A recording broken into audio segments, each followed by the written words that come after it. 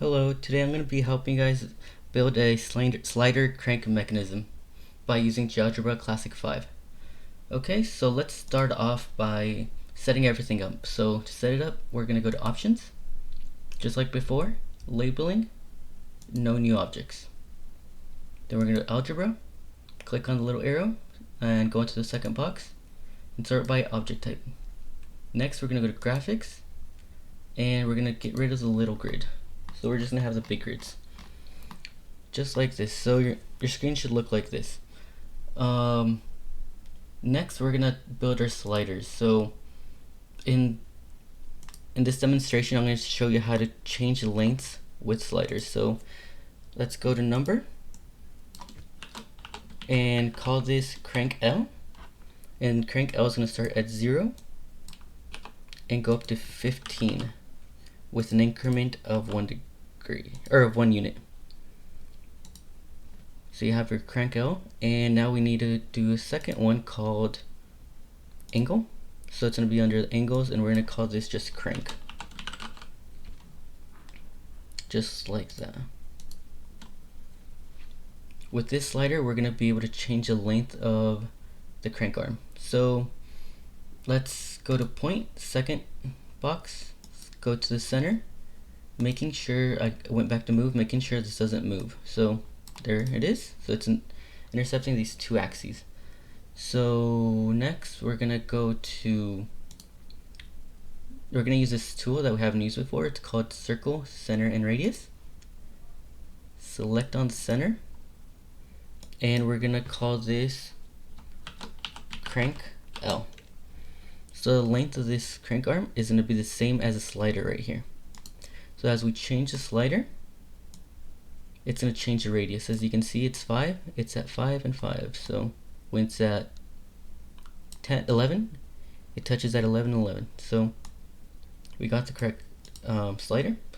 So now let's we got to find where the linkage touches the circle. So let's go to point.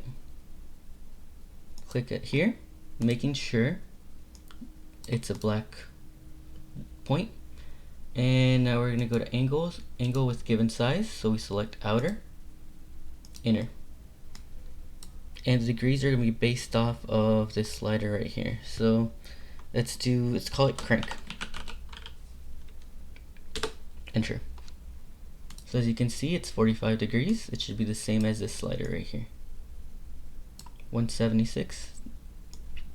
There we go. And let's move it somewhere around here. And let's hide the information we don't need at this moment. So Control G, Control G, and Control G. Let's connect these points by using segment.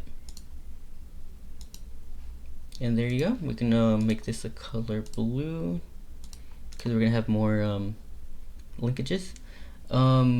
Next, what we're gonna do is let's double check our work. So we can right click, Object Properties, Show Label on the right, and we can just do value, just to make sure we got the same value in both of these. So it's 5, it's a 5, it's a 9, it's a 9. It can get a little more complicated later on as you have more and more sliders, so it's good to keep track of which one you're using. Next, we're going to do the connecting rod. So this time we're not going to use a slider. So I wanted to show you guys how to use a slider for lengths and not how to use them. So okay, let's select the point. The radius, we can make it 12. Enter.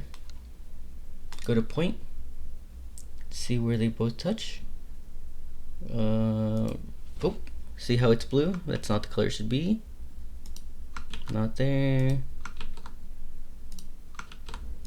There you go. If you're having trouble, sometimes zooming in helps. So let's get rid of the information. Oh yeah.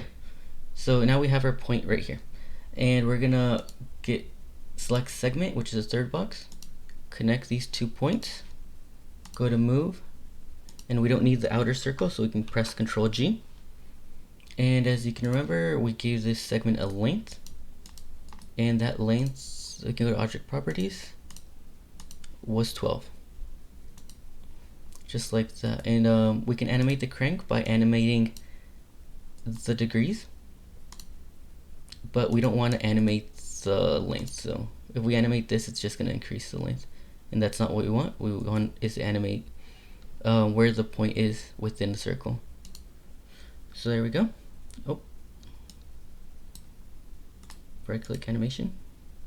Oh, sometimes you have this problem. What we can do is just right click and stop animating this one right here. So during the animation, you're also able to change the lengths. So that's one of the benefits of using the slider. Making changes as you make animations, or just making quick changes, because for example, you can't change the length of the 12 right here. It's set at what it's set at when we gave it a value. And we can make, if we don't want it to oscillate the way it's oscillating right now, what you can do is right click, object properties, increasing, and you can give it a faster speed. Press enter, and we can close this and animate it just like this.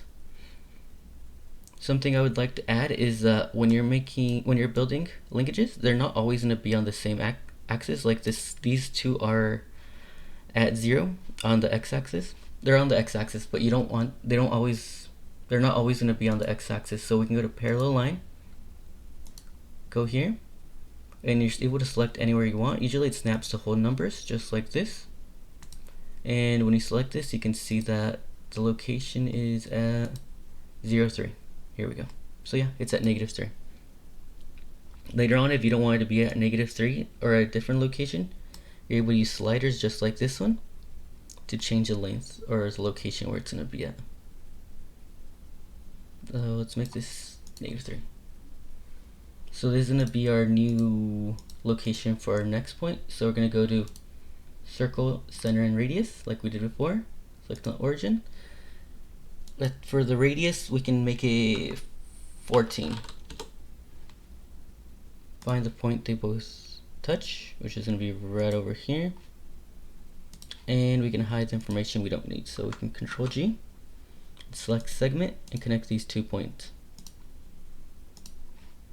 Let's double check. Let's color this one violet, and let's color the bottom one brown. So let's make sure we got the right length. It's a value of 14. And we're able to animate it by right clicking on the slider. And there we go. And if you guys need degrees, we still got the degrees right here. We got the degrees there, and if you were to want to export those degrees, you're able to go to View, Spreadsheets. Let's pause the animation right here. Right click, record to spreadsheet, and you can close this. And right click, animation on, and you're able to write down all the degrees that you want. And for example, if you wanted to go to object properties and you wanted more values, so you wanted to see more angles, so you can change the increment to 0.001,